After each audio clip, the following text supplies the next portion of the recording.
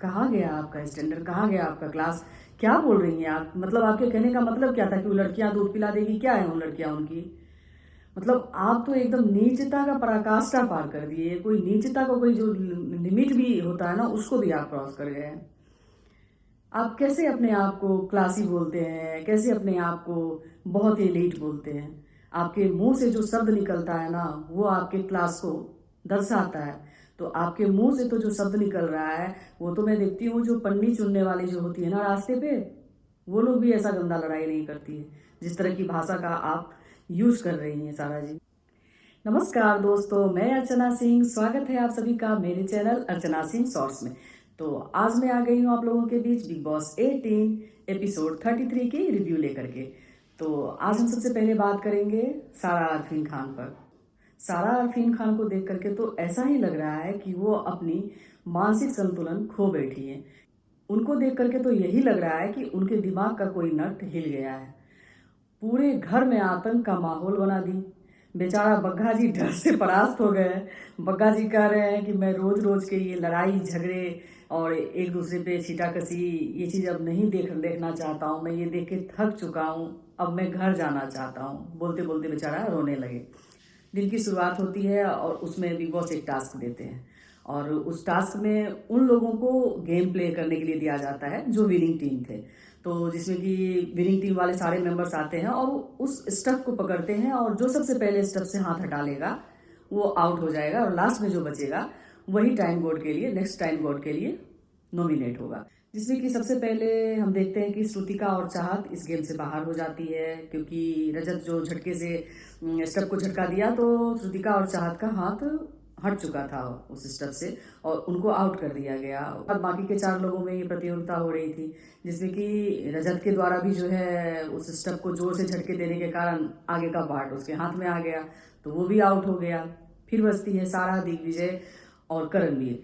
तो सारा का हाथ, सबके कहने के अनुसार कि सारा अपने हाथ के एंगल को चेंज की थी और पहले दूसरी जगह था और जब वो स्टफ टूटा तो वो हाथ को वहां से हटा के दूसरी जगह रखी। अब सारा हटा के हाथ को रखी थी कि हाथ को घसीटते हुए पीछे गई थी, ये तो दिखा नहीं। और सारा रिजिट भी थी कि मैं आउट नहीं हूं। उनको गेम से आउट कर दिया गया और जैसे ही उनको गेम से आउट किया गया वो अपने रुद्र रूप में आ गई। उनको देख करके पूरे घर वाले जो है मतलब सन्न रह गए कि ये सारा क्या कर रही है, और कोई उनकी इस बात को मानने के लिए रेडी ही नहीं था कि सारा का जो है हाथ उस स्टफ से नहीं हटा है। सारा बोल रही थी कि नहीं मेरे साथ चीटिंग हुआ है, अब तुम कैमरे पे दिखा दो। तो बट इस चीज में इंटरफेयर बिग बॉस भी नहीं किए। कोई भी क्लिप उनकी कैमरे पे नहीं आई, कुछ नहीं दिखाया गया और सारा को विवियन आउट बोल दिए। अब इस बात की सारा को खुंदस लगी हुई थी। सारा जो है विवियन को बहुत कुछ सुना बैठी। सारा किस हद तक जा सकती है वो कल के एपिसोड में देखने को मिल गया। मतलब उसका कोई लिमिट नहीं है। वो भोग भी उसी तरह से कर रही थी लोगों को। और उसके बाद जो है सारा जा करके ईसा एलिस और अविनाश के ऊपर टोंट करती है। अविनाश को नेपी बॉय पैड चेंज करना है क्या, बोलो तुमको दूध पिला देगी, या बिना लड़कियों के तुम सो नहीं पाते हो। तो सारा जी, कहाँ गया आपका स्टैंडर्ड, कहाँ गया आपका क्लास? क्या बोल रही हैं आप? मतलब आपके कहने का मतलब क्या था कि वो लड़कियां दूध पिला देगी? क्या है वो लड़कियां उनकी? मतलब आप तो एकदम नीचता का पराकाष्ठा पार कर दिए। कोई नीचता का कोई जो लिमिट भी होता है ना, उसको भी आप क्रॉस कर गए हैं। आप कैसे अपने आप को क्लासी बोलते हैं, कैसे अपने आप को बहुत ही एलीट बोलते हैं? आपके मुंह से जो शब्द निकलता है ना, वो आपके क्लास को दर्शाता है। तो आपके मुंह से तो जो शब्द निकल रहा है, वो तो मैं देखती हूँ जो पन्नी चुनने वाली जो होती है ना रास्ते पे, वो लोग भी ऐसा गंदा लड़ाई नहीं करती है जिस तरह की भाषा का आप यूज कर रही हैं सारा जी। और सोने पे सुहागा तो अरफीन खान का हो जा रहा है। अपनी बीवी को संभालेंगे क्या, और उनके पक्ष को लेकर के और उनसे जाकर के अविनाश से जाकर के बहस कर रहे हैं। भाई अविनाश की क्या गलती थी? अविनाश से भिड़ रहे हैं। उसके बाद विवियन को जाकर के उनसे बोल रहे हैं कि तुम बहुत ही ब्लैक हर्ट हो, तुम बहुत बुरे आदमी हो। विवियन की क्या गलती थी इस गेम में? सबके कहने के अनुसार सारा आउट थी और विवियन को डिसीजन देना था। विवियन डिसीजन सारा के प्रति विवियन का कोई पर्सनल रंजिश तो रहा नहीं है जो विवियन सारा को आउट कर देंगे। लेकिन इन दोनों मियाँ बीवी को लगता है कि हम लोगों को साइडलाइन किया जा रहा है, हम लोगों को वो प्राथमिकता नहीं दी जा रही है जो प्राथमिकता विवियन को दिया जा रहा है। स्पेशल ट्रीटमेंट का उम्मीद करके ये लोग आए होंगे कि भाई हम एक क्लास से बिलोंग करते हैं, एक क्योंकि सेलिब्रिटियों के बीच हम रहते हैं, हम मेंटलिस्ट हैं, बड़े बड़े लोगों के बीच हमारा उठना बैठना है, तो हम लोगों को स्पेशल ट्रीटमेंट मिलेगा। बट बिग बॉस की मर्जी की बात है वो किसको स्पेशल ट्रीटमेंट देते हैं और किसको भाव नहीं देते हैं। तो इन चीज़ों से ये दोनों मियाँ बीवी बिल्कुल नाराज और खपा खपा से हैं विवियन से। आज मुझे विवियन को देखकर तरस भी आ रहा था और उनके पेशेंस पे जो है ना, मुझे ये भी लग रहा था कि देखो इस बंदा में कितना पेशेंस है, कितने अच्छे से इस चीज़ को, इस सिचुएशन को वो हैंडल कर रहा है। नो डाउट विवियन में विनर क्वालिटी है। हाँ, ये बात सच है कि पावर आने के बाद विवियन में कुछ बदलाव आए हैं, रूडनेस आ गई है। और इस रूडनेस का कारण घर वाले भी हैं, जो दूसरे पक्ष के लोग हैं ना, वो इतना पोक कर रहे हैं ना विवियन को, हर चीज़ में उंगली उठा रहे हैं। उनके टाइम गॉड के पीरियड को सब खराब करना चाह रहे थे, तो कोई भी व्यक्ति रूड हो जाएगा। और विवियन जो है ना, लोगों के बातों में जल्दी आते हैं। प्रत्यक्ष देख करके डिसीजन लेना वो अलग चीज़ है, और सुन करके डिसीजन लेना वो विवियन में है।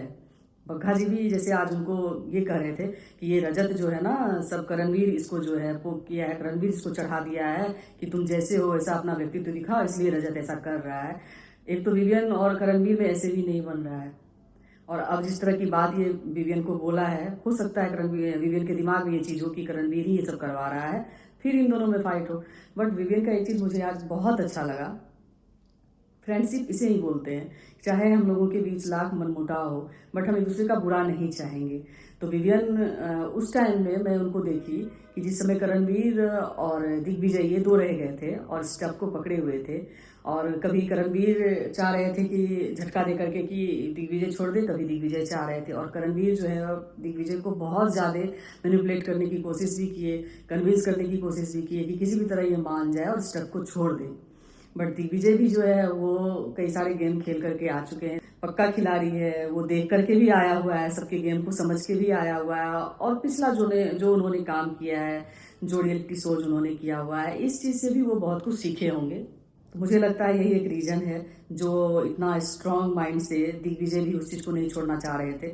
वो भी सोच रहे थे किसी भी तरह करणवीर ही छोड़ दे, जिससे कि मैं बन जाऊं। करणवीर उनको ये भी बोले कि देखो टाइम गॉड बनना इतना इजी नहीं है, तुम अभी अभी आए हो, पूरे घर वाले अगेंस्ट हो जाते हैं। तो विवियन का ये मूव मुझे बहुत अच्छा लगा कि करणवीर की बातों को दिग्विजय को समझाने के लिए बोले, हाँ उतना मजाक नहीं है, मेरे टाइम गॉड के पीरियड को सब खराब करना चाह। और विवियन दिल से चाह रहे थे, ये दिख रहा था साफ साफ कि करणवीर बन जाए इस बार, क्योंकि इस गेम के स्टार्ट होने के पहले भी विवियन करणवीर को कन्विंस कर रहे थे कि तुम अपना 100% देना, मौका बार बार नहीं आता है, अगर ये मौका तुम्हारे हाथ आया है तो तुम 100% देना अपना। तो विवियन के साफ दिल का ही ये सबूत है कि वो कितना साफ दिल का बंदा है। बट थोड़ा सा पावर आने के बाद उसके अंदर एटीट्यूड तो आई ही है। देखते हैं आगे, अभी भी तो विवियन को अब टाइम गॉड का पीरियड निकालना ही है इस हफ्ते, देखते हैं आगे क्या होता है। क्योंकि विवियन साफ साफ बोल दिए हैं कि इस बार अगर मेरे इस टाइम गॉड के पीरियड को कोई खराब करना चाहा ना, तो मैं सब कुछ हिला करके रख दूंगा। जिसमें कि करणवीर उससे पूछे भी सब कुछ, मतलब तो वो बोले कि जो इसमें तो भूत वर्तमान भविष्य होता है ना, तो मैं किसी भी इसमें जा सकता हूँ। तो ये चीज़ है कि विवियन के माइंड में ये चीज़ है कि इस बार मैं हल्के में नहीं लूंगा इन लोगों की बातों को। फिर हम बात करते हैं अरफीन खान पर। अरफीन खान जी जो हैं, बीवी को संभालने के बदले जाकर के लोगों से उलझ रहे हैं। उनको उस टाइम में अपनी बीवी को अच्छी तरह से समझाना चाहिए था कि तुम्हारा ऐसा करना हम लोगों के प्रोफेशन पे भी बुरा प्रभाव पड़ सकता है। एक बात सोचिए कि जो मेंटलिस्ट हैं और वो आकर के बिग बॉस में अपना आपा खो चुके हैं, दिमागी संतुलन को खो चुके हैं, तो क्या ऐसे लोगों के बीच कोई जाना चाहेगा? ऐसे लोगों से ट्रीटमेंट लेना चाहेगा कोई भी? क्योंकि व्यवहारिक जीवन में हम देखते हैं जब हम पूरी तरह टूट चुके होते हैं, जब हम लोगों को कोई आशा नहीं रहता है, तो हम किसी को अपना सलाहकार मान करके उनकी बातों को सुनते हैं और समझने की कोशिश करते हैं, क्योंकि हमें लगता है कि उनके पास बहुत अनुभव है जीवन का, तो उनसे हम कुछ सीखते हैं और उनको अपना गाइड मान करके उनके बताए रास्ते पे चलते हैं। तो क्या ये लोग हैं सक्षम दूसरों को गाइड करने में? क्योंकि ये लोग खुद को ही नहीं समझ पा रहे हैं। ये बात दिग्विजय सही बोला था कि जो भाई जो इनसे ट्रीटमेंट लिए हो वो लोग अपना एक बार ट्रीटमेंट करवा लेना, क्योंकि ये मेंटलिस्ट बोलते हैं और इनको खुद ही मेंटल ट्रीटमेंट की ज़रूरत है। और इन लोगों को ऐसा बोलने से लगता है कि मेरे प्रोफेशन पर अटैक कर रहे हैं। ऑब्वियस है, कोई डॉक्टर आएगा तो उसको डॉक्टर बोला जाएगा, इंजीनियर आएगा तो इंजीनियर बोला जाएगा।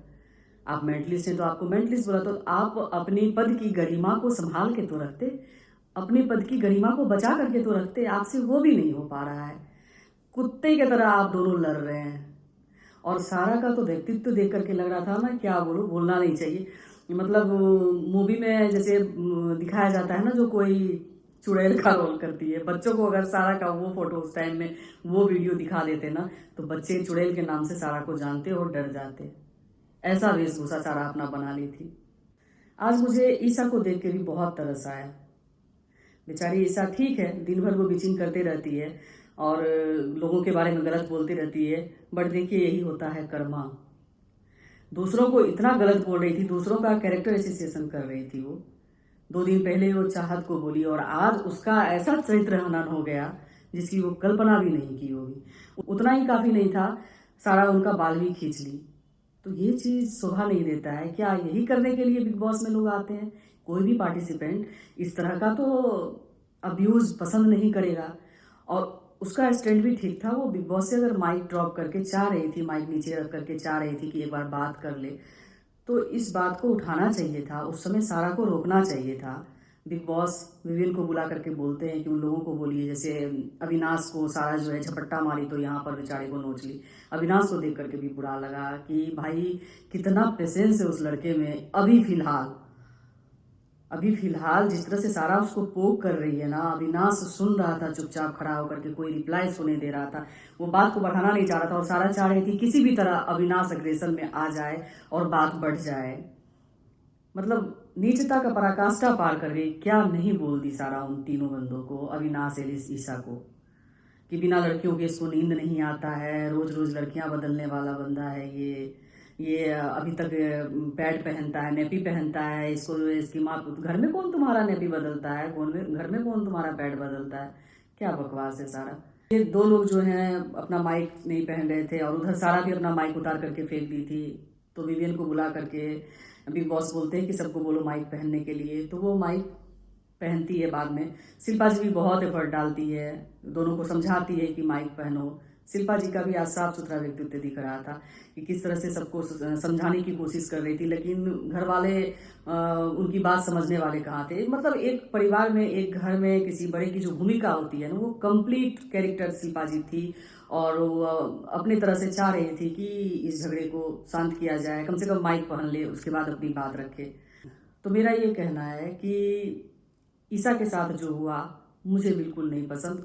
कोई भी कंटेस्टेंट जो है अपनी बेइज्जती कराने के लिए यहाँ नहीं आते हैं और इस तरह का व्यवहार तो बिल्कुल नहीं होना चाहिए। इस पे बिग बॉस को ना इमीडिएटली एक्शन लेना चाहिए था, बट वो वीकेंड के बार पे छोड़ दिए हैं। तो देखते हैं वीकेंड के बार पे क्या होता है।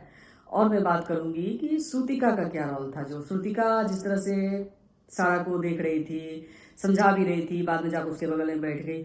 जब तक वो समझा रही थी, जब तक उसको डिफेंड कर रही थी कि भाई अभी तुम लोग कुछ मत बोलो, एलिसीसा लोग जब सारा के ऊपर फायर हो रही थी और बोल रही थी कि ये ऐसा बोल रही है, हम लोग क्या यही झेलने आए हैं, तो सारा श्रुतिका समझा रही थी कि अभी बहुत ज्यादा वो परेशान है, पूरी तरह से फ्रस्ट्रेट है, अभी उसको कुछ मत बोलो। जब आपको ये लग रहा था, जब सारा बाद में नॉर्मल होकर के आ गई वापस और वो अविनाश के पास बैठी हुई थी, तो इतनी भी जाहिल नहीं है कि वो थप्पड़ मार देगी। और वो आपको बार बार कह रही थी कि तुम मुझे इरिटेट कर रही हो, तुम्हारे बोलने से मुझे और भी गुस्सा आ रहा है।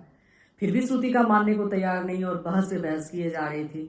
बहुत लोग इस चीज को जस्टिफाई करेंगे, श्रुतिका का इंटरफेयर करना उस समय सही था, बट मुझे ये चीज सही नहीं लग रहा था। श्रुतिका का जितना करना था वो कर चुकी थी, समझा चुकी थी, पहले झगड़े को रोकने की कोशिश कर चुकी थी। बाद में उसको हट जाना चाहिए था, जो कि करणवीर भी बोले कि इस झगड़े में मतलब वहां तुम क्यों बैठी हुई हो। दोनों समझदार हैं, दोनों में से कोई ऐसा नहीं करेगा, हाथापाई कोई नहीं करेगा। चूम भी बोली, बट श्रुतिका उन लोगों से ही लड़ ली। हो सकता है इस चीज में, इस बीच में उसको अप्रिशिएट भी किया जाए, बट मेरा पर्सनल व्यू है कि मुझे श्रुतिका का ये बिहेवियर उस जगह अच्छा नहीं लगा। बाकी के जो है वो समझा रही थी, बुझा रही थी, जब तक झगड़े को रोकना चाह रही थी तब तक तो ठीक था। बस लास्ट के टाइम में जो वो 2-4 मिनट श्रुतिका का ड्रामा रहा वो एक्सेस था। श्रुतिका भी फुटेज खाने के लिए ये कर रही थी और श्रुतिका भी बड़ी तेज है, वो कोई मासूम बच्ची नहीं है, वो भी बड़ी तेज है, उसको समझ में आता है कि कहाँ से मुझे फुटेज मिल सकता है। और बेचारा करणवीर, उसको तो फुटेज से कोई लेना देना नहीं है, उसको बस सुबह का 4 अंडे ऑमलेट बना के खाने, एक्सरसाइज करना है, और लोग झगड़ा कर रहे हैं और उसको बैठ करके मजे लेना है। मैं तो प्रे करती हूँ कि अगर एकता जी आती है ना तो इसकी भी वाट लगा दे, इसको बोले कि क्या तुम खाने और एक्सरसाइज करने के लिए यहाँ आए हो? जब ऐसा ही है तो निकल जाओ, झूठ मूठ में एक लोगों की जगह को तुम घेर करके बैठे हुए हैं। कितने अच्छे अच्छे प्रतिभागी बाहर बैठे हुए थे जो अंदर जाते तो कुछ करते। बर्बाद कर दिया आप रणवीर, अपना कुछ भी नहीं कर रहे हैं, बैठ करके सिर्फ खा रहे हैं। और कोई लड़ाई झगड़ा कुछ भी होता है तो आप अपना कोई ओपिनियन ही नहीं देते हैं। ऐसा तो नहीं होता है, कम से कम आपको अपनी बात तो रखनी ही चाहिए कि हाँ क्या सही है क्या गलत है, आप समझा तो सकते ही हैं। चूम का भी मैं देखी कि चूम भी जो है श्रुतिका की इस बिहेवियर से डिसएग्री कर रही थी कि नहीं ये चीज़ तुमको नहीं करना चाहिए था। चूम भी जब फायर होती है तो भाई साहब उसके टोन को देख करके सुन करके तो मजा आ जाता है। तो चूम का भी आज मुझे रोल अच्छा लगा, जिस तरह से वो संभाली सारा को, सब कोई नहीं छुड़ा पा रहा था, वो दौड़ते हुए गई और सारा को जबरदस्ती पकड़ करके रूम में ले जा करके बिठाई और बोली कि तुम ऐसे करेगा तो निकल जाएगा बाहर, तुमको निकाल देगा। तो सही बोल रही थी, सही सोच रही थी चुन कि ऐसे ऐसे अगर सारा करेगी तो उसको बाहर निकाल दिया जाएगा। और सारा को लग रहा है अब सच में घर से बाहर जाने का मन हो चुका है, तभी तो ये इतना अति कर रही है। इतना अति तो कहीं नहीं होता है और सारा को जाना भी चाहिए। जैसा कि सुनने में आ रहा है कि सारा को निकाल दिया गया है तो उनके लिए, उनके हेल्थ के लिए भी ठीक है। नहीं तो वो सारा अगर अभी बिग बॉस हाउस में रहेगी तो वो डिस्टर्ब ही हो जाएगी। उनके दिमाग के लिए, उनके हेल्थ के लिए बहुत अच्छा है। उनके प्रोफेशन के लिए तो अब जो होना था बर्बादी वो हो चुका है, लेकिन मैं दुआ करूंगी कि सब चीज सारा का अच्छा रहे। दिग्विजय का भी मुझे अच्छा लगा कि वो बार बार जब जब इस तरह की बातें हो रही थी तो वो अपना जाकर के अपना ओपिनियन देता था, अपनी बातों को रखता था और हर सिचुएशन को हैंडल करने के लिए रेडी था। और रजत का तो बस चिल्लम चिल्ला हर जगह, जिस चीज को बैठ करके चाहत और चाहत के साथ और कोई एक था जो इस चीज को बोल रहा था, हाँ करणवीर, कि भाई रजत तो कुछ अलग ही पर्सनैलिटी दिख करके आ रहा है। तो करणवीर हंस के बोलते हैं कि हो सकता है कि पहले जो था वो रजत ना हो, अब का जो रजत है वो एक्चुअल रजत हो। तो रजत भी जो है वो भी बिना फालतू के किसी भी काम, किसी भी मुद्दे को किस तरह से बेफिजूल का जो, क्योंकि स्टफ टूट गया और कोई डिसीजन नहीं हो पाया कि लास्ट तक कौन रहे हैं।